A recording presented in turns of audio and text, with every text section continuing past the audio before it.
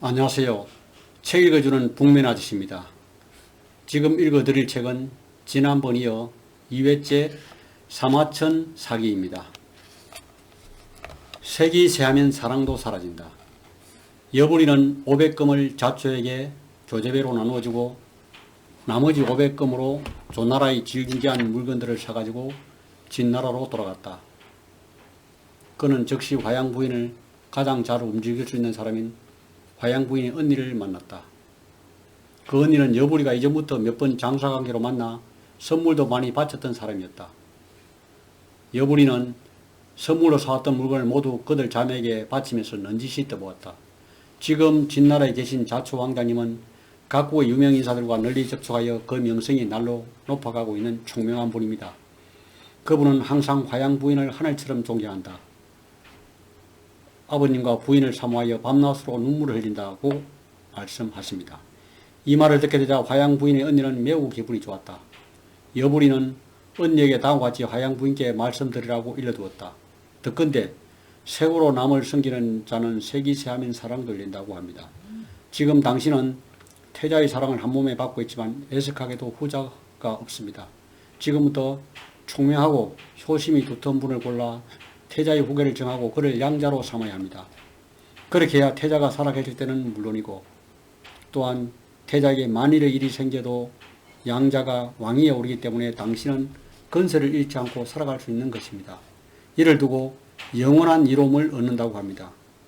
젊을 때 발판을 튼튼히 해둬야 합니다. 색향이 새하고 총회를 잃은 데는 이미 늦습니다. 자초는 총명한 분입니다.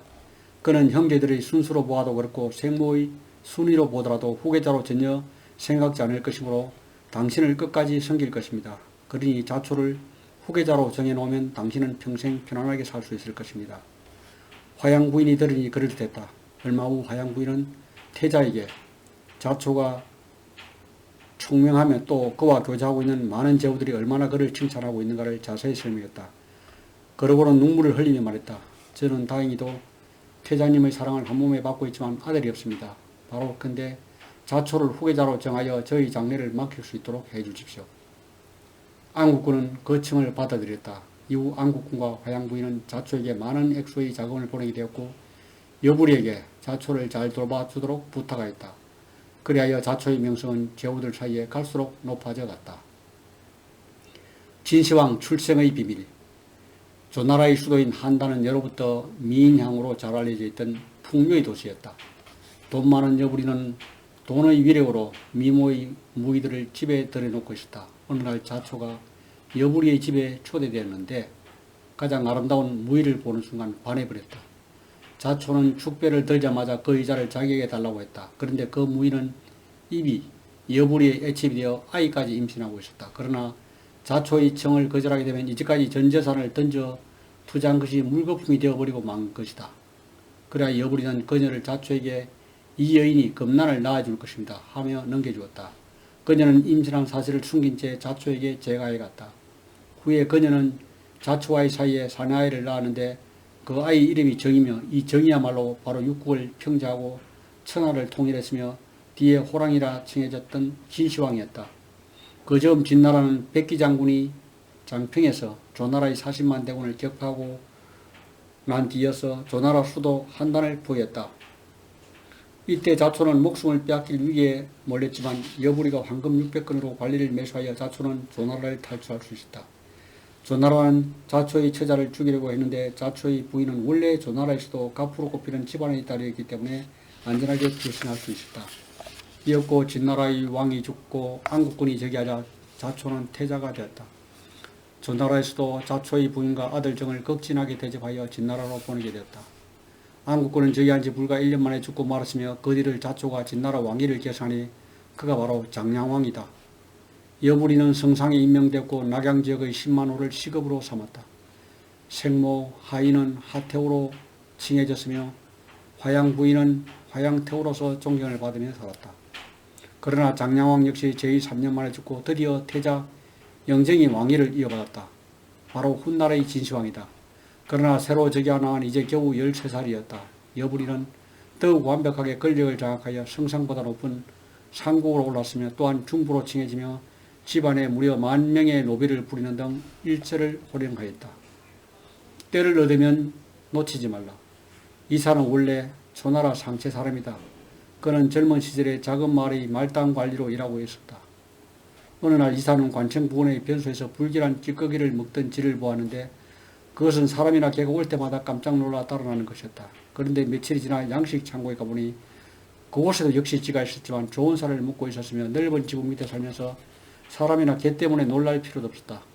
이사는 한탄했다. 사람이 어질다거나 어리석다고 하는 것도 쥐의 경우와 같다. 그가 어떤 환경에 속해 있느냐가 문제로구나. 그리하여 이사는 순자를 찾아가 제왕의 천하 통책에 대해 공부하였다. 학업을 마치자 초나라 왕은 섬기기에 부족하고 육국은 모두 약수하여 큰일을 도모할 수 없다고 생각해 진나라로 들어가기로 결심하고 손자에게 작별 인사를 드렸다. 때를 얻으면 놓치지 말라는 말을 들었습니다. 지금 모든 나라는 서로 세력을 다투고 유세객들이 실권을 장악하고 있으며 더욱이 진나라 왕은 여러 나라를 병합하여 스스로 황제라 칭하면서 천하를 통일하려고 합니다.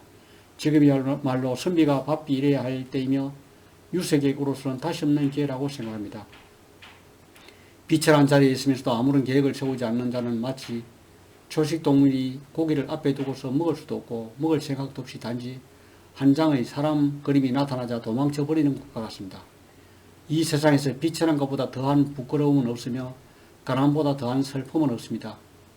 비천하고 가난한 처지에 오랫동안 있으면서 세상의 부귀를 비난하고 남의 출세를 미워하며 몸을 무의자연의 신경에 맡겨 스스로 고상하다고 하는 것은 선비로서의 올바른 길이 아닙니다. 그래서 저는 이제 서쪽으로 가서 진나라에서 일해보고자 합니다. 이사는 진나라로 가 여부리의 식객이 되었다. 여부리는 그의 현명함을 간파하고 그에게 벼슬을 내렸다. 그 후 이사는 드디어 진나라 왕을 만날 기회를 얻어 이렇게 말했다.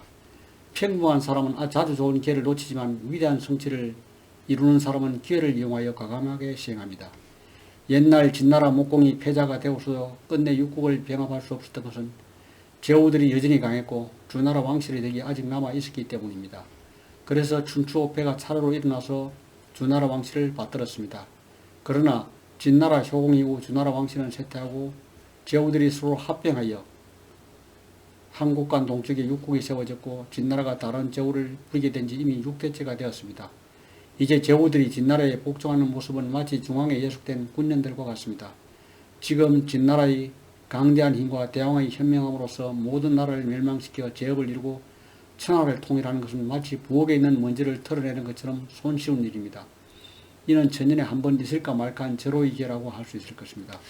그러나 만약 지금 머뭇거리다가 대사를 이루지 못한다면 제후들은 곧 다시 강성해져서 서로 연합하여 합종을 맺게 되고 이렇게 되면 황제의 재능을 가지고도 결국 육국을 병합할 수 없을 것입니다.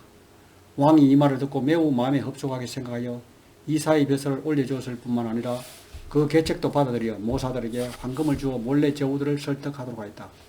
각국의 유명한 인물들 중 매수할 수 있는 사람은 뇌물을 후하게 주면서 매수하도록 하고 그래도 말을 잘 듣지 않는 자는 날카로운 검으로 죽이도록 하였다. 그리고 제후와 스나 사이를 이간질시킨 다음 뛰어난 장군을 파견하여 공격하도록 하였다. 왕은 이사를 객경에 임명하였다. 태사는 한 줌의 흙도 버리지 않는다. 그 무렵 한나라 사람 전국이 진나라를 교란시킬 목적으로 대규모 관계수로 공사를 꾸미다가 그 업무가 발각되었다. 전국이 만들던 관계수로는 자그마치 300리에 이르는 대규모 공사로서 진나라의 인력과 비용을 탕진시켜 국력을 약화시키려는 한나라의 계략이었다. 이를 계기로 진나라 종실 대신들이 모두 왕에게 타국에서 온 자들은 진나라를 섬기는 척하지만 실은 군주와 신하 사이를 이간하려는 첩자들이 대부분입니다. 모두 추방시켜야 합니다라고 말했다. 그래야 타국인에 대한 이른바 축경령이 내려졌고 추방 대상자 중에는 물론 이사도 포함되어 파면됐다. 이에 이사는 다음과 같이 글을 올렸다. 지금 관리들이 타국인의 추방을 주장하고 있습니다만 이는 분명히 잘못된 일입니다. 옛날 목공은 인재를 구하면서 왕지방의 백예를 비롯하여 용족의 유여, 송나라의 건수 그리고 진나라의 비표와 공손지를 등용했습니다.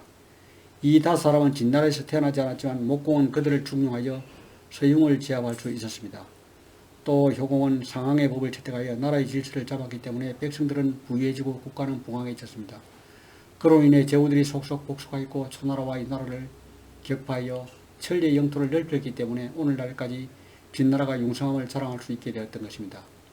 그리고 회양은 장의의 계책에 따라 삼천의 땅을 빼앗고 파촉을 병합했으며 북으로 상군을 취하고 남으로는 한중을 취하였습니다.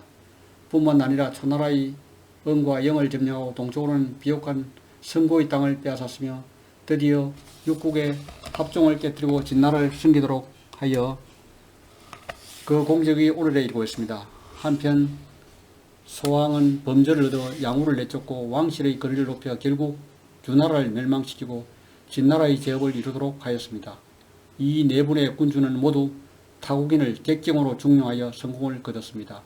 만일 네 분의 군주가 타국인을 배척하여 동용하지 않고 인재를 멀리하였다면 진나라의 강대함은 결코 이루어지지 못했을 것입니다. 지금 폐하께서는 곤륜산에서 나는 옥을 바치게 하시고 화시의 구슬을 갖고 계시며 허리에는 밝은 달처럼 빛나는 진주가 달려있는 태아의 금을 차고 계시며 섭리의 명마를 타시고 비치색 봉황 깃털로 장식한 깃발을 세우고 계십니다. 이 여러가지 보물 중 진나라에서 나는 것은 하나도 없지만 폐하께서 좋아하신 이유는 무엇이겠습니까? 반드시 진나라에서 나는 것이어야 한다면 정나라와 이 나라의 여자를 궁으로 둘 수 없고 아름답고 거룩한 조나라의 여자도 폐하 곁에 두실 수 없습니다. 이렇게 인물이 좋고 나쁨을 가리지 않고 진나라 사람이 아니면 물리치고 타국인은 무조건 추방하시면 안 됩니다. 그렇다면 결국 여자와 주옥은 다른 나라의 것을 받아들이면서도 인재 많은 예외로 취급하는 것이 됩니다. 땅이 넓으면 곡식이 많이 나고 나라가 크면 백성이 많으며 군대가 강하면 병차가 용감하다는 말이 있습니다. 태산은 한 주먹 흙도 버리지 않기 때문에 그렇게 클 수 있었고 하해는 아무리 작은 시냇물이라도 마다하지 않았기 때문에 그렇게 깊을 수 있는 것입니다. 지금 진나라가 타국인을 무조건 추방시키는 것은 천하의 인재를 다른 나라로 가게 만들어 적을 이롭게 할 뿐입니다. 적에게 무기를 빌려주고 도덕에게 식량을 내준다는 말은 바로 이런 경우를 두고 하는 말입니다. 진실로 진나라에서 나지 않은 물건도 소중한 것이 많으며 진나라에서 태어나지 않았으나 진나라에 충성하는 사람도 많습니다.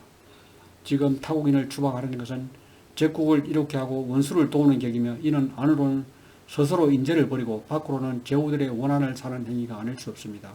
이렇게 되면 아무리 나라가 부강과 발전을 원해도 결코 이루어질 수 없는 것입니다. 이글에 감명받은 왕은 축객령을 취소하고 이사도 복직시켰다. 그리고 그의 계책은 다시 중용되었으며 이었고 이사의 벼슬도 높아져 정의로 올라갔다. 그리 이사가 진왕에게 먼저 한나라를 제압하여 제후들에게 위협을 가할 것을 권하자 진왕은 이사를 파견하여 한나라를 함락시키려 하였다. 한왕이 이를 걱정하여 한비자를 불러들여 상의하였다. 이때 위나라 대량 사람인 위료가 와서 진왕에게 권하였다. 지금 진나라의 강대함으로 인하여 제후들은 단지 군전의 군주에 불과할 따름입니다. 다만 제후들이 연합하여 갑자기 진나라를 공격해 올 우리가 있습니다. 이것이 바로 지배가 부차 그리고 민왕이 망한 까닭입니다. 원하옵건대 대왕께서는 재물을 아끼지 마시고 각 제국의 세력 있는 대신들에게 주어 그들의 모락을 깬다면 불과 30만 금을 쓰고서 각국의 제후들을 모두 소탕할 수 있을 것입니다. 진왕은 그의 계략을 받아들여 위로를 회견할 때는 언제나 최상급의 여우로서 대했고 자신의 애복과 음식을 위로와 동등하게 하였다. 위로는 사석에서 진왕의 용모는 높은 콧등, 긴 눈, 맹거 같은 사슴, 성냥이 같은 목소리에 인덕이 부족하고 호랑이와 이리 같은 마음을 가져서 공공한 때는 다른 사람에게 쉽게 겸손함을 나타내 보인다. 하지만 일단 뜻을 얻으면 즉시 쉽게 사람을 삼켜버린다. 나는 평민 신분에 지나지 않지만 나를 볼 때마다 항상 나에게 몸을 낮추고 있으나 만약 진왕이 천하에서 뜻을 이루면 천하 사람들이 모두 그의 노예가 되고 말 것이다. 이러한 자와는 더불어 오래 교유하지 못한다 라고 말하였다. 그리고는 진나라를 떠나려고 하자 진왕이 그 사실을 알고서 그에게 한사코 머무를 것을 권유하며 진나라의 국위로 삼아서 결국 그의 계책을 채택하였다. 이때 이사가 국가의 대권을 장악하였다. 이것으로 책 읽기를 마치겠습니다.